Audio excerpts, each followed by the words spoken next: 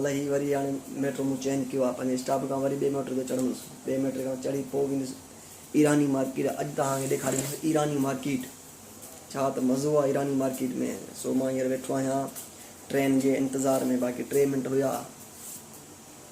सो असां वरी मेट्रो पहुची वई, दरवाज़ा खुली विया ऐं वरी ॿिए मेट्रो ते चढ़ी वियुसि।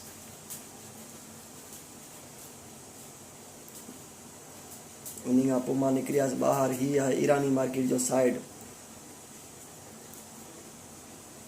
ही ईरानी मार्केट जे भर में स्टेडियम ठहे पियो हींअर कतर जो आहे, जो हीअं सम्झो त आज़ादी जो ॾींहुं 18 तारीख़। उन हवाले सां ॾिसो दोस्तो, हीअ वरी झूला ॾिसो केॾा ख़ूबसूरत ऐं ज़बरदस्त हुया।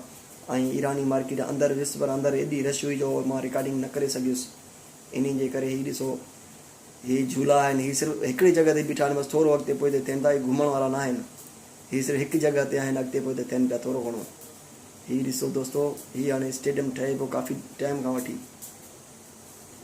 हीअ हिननि जा स्टॉल आहिनि कुझु, ऐं हीअ मेन रोड आहे। परे पासे ॾिसो तव्हां लोकेशन सिस्टम, हीअ लाइटूं लॻियल आहिनि, लाइटनि खे बल्कि कवर आहे हींअर। ऐं मौसम तमामु ख़तरनाक मौसम आहे, ज़बरदस्त मौसम लॻो पियो आहे। कुर्सियूं आहिनि, सभु पब्लिक हिते वेठी आहे, माण्हू वेंदा आहिनि हिते। ऐं हींअर त मां सुबुह वारे टाइम ते आयुसि, कुझु रश घटि आहे, पर अंदरि मार्केट में तमामु घणी रश हुई ईरानी मार्केट में। इहा जेको साम्हूं तव्हां ॾिसो आहे पर ईरानी मार्केट ई, इहो वरी टावर ॾिसो तमामु मशहूरु आहे कतर जो।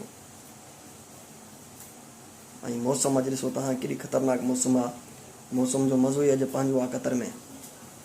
सो थोरी घणी थधिड़ी थी आहे, न त थधि जो नालो ई न आहे हिते।